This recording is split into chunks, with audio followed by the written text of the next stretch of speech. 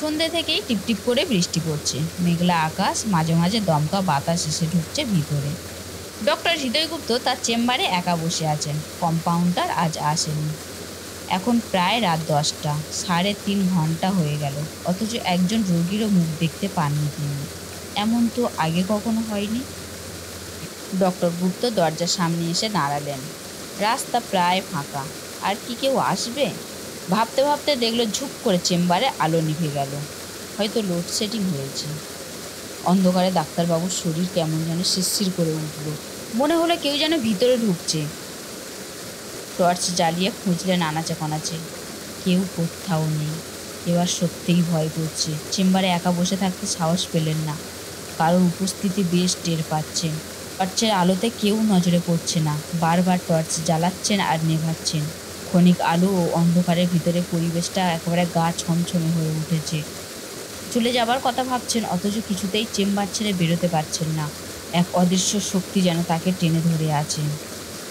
সেই পিছুটান উপেক্ষা করেই ডক্টর গুপ্ত ব্যাগ গুছিয়ে চেম্বারে সুইং ডোর ঠেলে বেরোতে যাবেন, এমন সময়ে কি যেন পাঞ্জাবির এক প্রান্ত ধরে বেশ জোরে টান দিল। ঊর্ধ্বশ্বাসে বাইরে এসে তাড়াতাড়ি চেম্বারের দরজায় তালা লাগিয়ে ছুটলেন বাড়ির দিকে।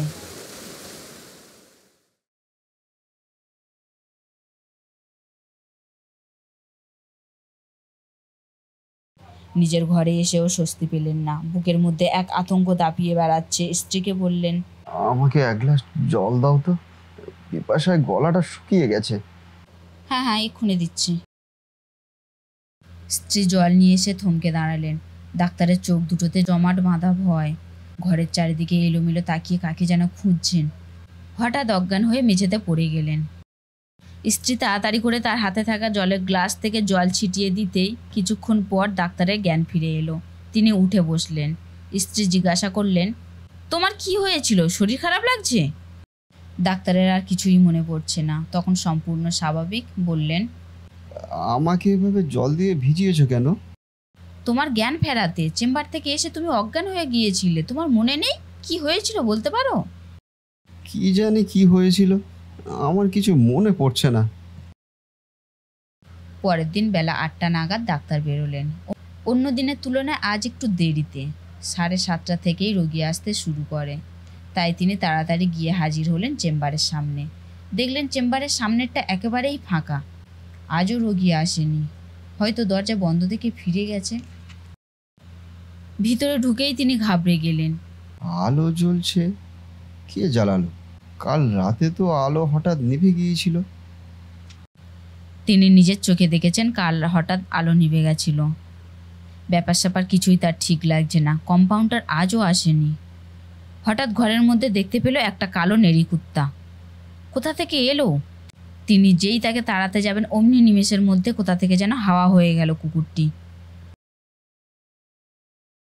আধ ঘন্টা হয়ে গেল চুপচাপ বসে আছেন।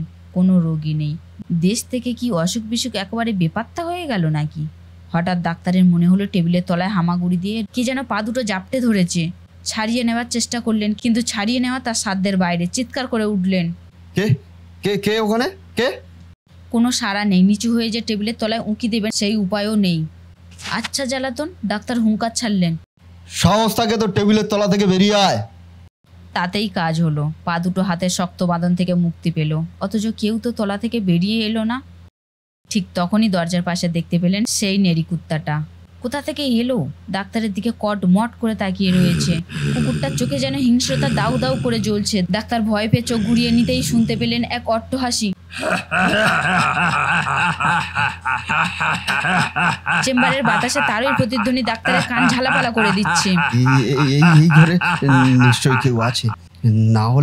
না হলে এমন করে হাসবে কে? কে? বুক এমন কাঁপছে যে রোগীর জন্য আর অপেক্ষা করে বসে থাকতে ভরসা পেলেন না। যদি এমন কোনো উটকো ঘটনা ঘটে যায়, তার সামলাতেই প্রাণ নিয়ে টানাটানি পড়ে যায়। চেম্বার বন্ধ করে বাড়ি ফিরে এলেন। ডাক্তার গুপ্তকে আজও উদ্ভ্রান্ত অবস্থায় দেখে স্ত্রী প্রশ্ন করলেন, তোমার কি হয়েছে? তোমাকে তো আগে এভাবে কোনোদিন চেম্বার থেকে ফিরতে দেখিনি। গতকাল রাত থেকে কি এমন ঘটছে যার জন্য তোমার এই পরিবর্তন? ডাক্তার ভয়ার্থ চোখে চেঁচিয়ে উঠলেন, আমি হয়তো পাগল হয়ে যাব। আমার পক্ষে আর চেম্বারে যাওয়া সম্ভব নয়। কেন? কেন তুমি পাগল হয়ে যাবে? চেম্বারে যাওয়াই বা বন্ধ হয়ে যাবে কেন? কোনো রুগী আসে না, কার চিকিৎসা করব আমি? একা একা বসে থাকি। কোথা থেকে এসে জুড়েছে এক কালো নেড়ি কুত্তা, ওর চোখের দিকে তাকালে আমার গা শিউরে ওঠে। তাছাড়া এই এমন উদ্ভট কাণ্ড কারখানা ঘটেছে চেম্বারে, তুমি চোখে না দেখলে না বিশ্বাস করতে পারবে না। কম্পাউন্ডার বাবুর পাত্তা নেই, উনি থাকলে আমি হয়তো ভয়ে চেম্বার ছেড়ে পালিয়ে আসতাম না। স্ত্রী বুঝলেন এমন কিছু ঘটেছে যা সত্যিই অস্বাভাবিক, তার মোকাবিলা করা সহজ নয়। কিন্তু হঠাৎ কেন এই ধরনের ঘটনা ঘটবে? নিশ্চয়ই কোনো কারণ আছে। তুমি কি কারোর কোনো ক্ষতি করেছো? তাই হয়তো সে প্রতিশোধ নিতে চাইছে। আমি কারোর কোনো ক্ষতি করিনি, তুমি বিশ্বাস করো। আমি ডাক্তার, মানুষের সেবা করাই আমার কাজ। কিন্তু হঠাৎ ডাক্তারের সামনে ভেসে উঠল এক কিশোরের মুখ। অপরিচিত নয়, কোথায় যেন তাকে দেখেছেন। তিনি শুনতে পেলেন কান্না জড়ানো কণ্ঠস্বর। অভিযোগ জানাতে চায়। মাত্র 15 দিন আগের কথা, এত তাড়াতাড়ি ভুলে গেলেন ডাক্তার বাবু? কে কে ওখানে? কোথায় কে? কি হয়েছে তোমার? হঠাৎ ডাক্তারের মনে পড়ল সেই ঘটনা। সেদিন ছিল বৃহস্পতিবার। সন্ধ্যাবেলা চেম্বারে ভিড় উপচিয়ে পড়েছে। জীর্ণ শীর্ণ নোংরা পোশাক পরা এক ভদ্রলোক এলো। কাকুতিমিকুতি করে বলল, ডাক্তারবাবু, ডাক্তারবাবু, আমার ছেলেটা খুবই অসুস্থ। আপনি দয়া করে একবার চলুন ওকে দেখতে। আমার একমাত্র ছেলে, যেমন করেই হোক ওকে বাঁচাতে হবে। এখন তো চেম্বার ছেড়ে যাওয়া সম্ভব নয়। আমাকে ফিরিয়ে দেবেন না ডাক্তারবাবু।